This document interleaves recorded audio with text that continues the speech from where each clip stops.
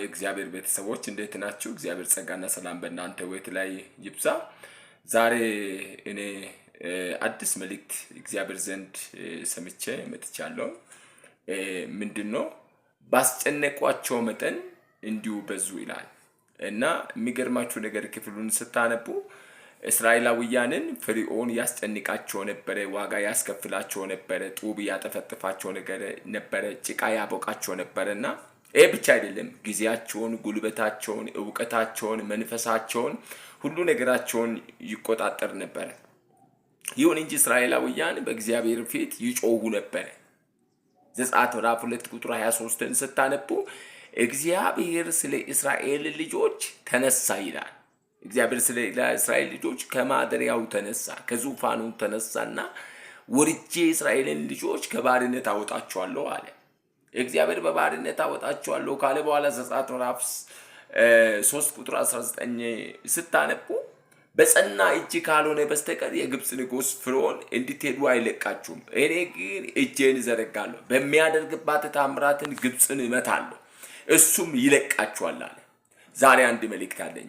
እግዚአብሔር አምላክ ካላችሁበት ከየትኛውም ሁኔታ፣ ከፍርሃት፣ ከጨለማ ዓለም፣ ከሞት፣ ከአስቸጋሪው ከፍርዖን እጅ ያላቅቃችኋል። ዛሬ ጸጋችሁ ይለቀቃል፣ ቅባታችሁ ይለቀቃል፣ መንፈሳዊ ነገሮቻችሁ ይለቀቃል። የእናንተ የሆነው ነገርን እግዚአብሔር ያስለቅቃል። ስለዚህ እነን መልእክት የምትሰሙ በተለያየ ሁኔታ ውስጥ እየተቸገራችሁ የተሰቃያችሁ እኔ ነገር ተያዘ፣ ቆየ፣ ጠፋ፣ ተበላሸ፣ በባርነት ውስጥ ቆየው፣ ክርስትና እስከ መቼ ነው? አገልግሎት እስከ መቼ ነው? ክርስቶስን መከተል እስከ መቼ ነው የምትሉ ወንድሞችና እህቶች ዛሬ አንድ ነገር አሳስባችኋለሁ።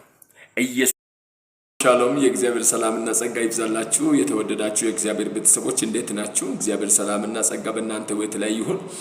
ዛሬ በዚህ ማለዳ አንድ በጣም አስገራሚ መልእክት ይዤ ወደ እናንተ መጥቻለሁ። ያም ደግሞ የእግዚአብሔር መንፈስ በእናንተ ዘንድ ቢኖር እናንተ በመንፈስ ናችሁ እንጂ በስጋ አይደላችሁም ይላል እና መጽሐፍ ቅዱስ ነግረን በሮሜ መጽሐፍ 8ኛ ምዕራፍ ቁጥር 9 ጀምረን ስናነብ የእግዚአብሔር መንፈስ እና የኢየሱስ ክርስቶስን ከሞት ያስነሳ ይላል።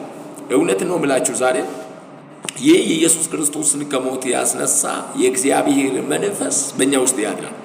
ስለዚህ በዚህ ምክንያት የተነሳ እግዚአብሔር አንድ በህይወታችሁ ላይ የሚያደርግ ነገር አለ። በጣም ሰበር ዜና ይዤላችሁ መጥቻለሁ።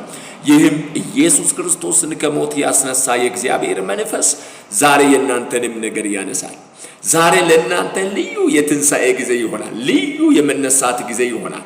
ጸጋችሁ የሚነሳ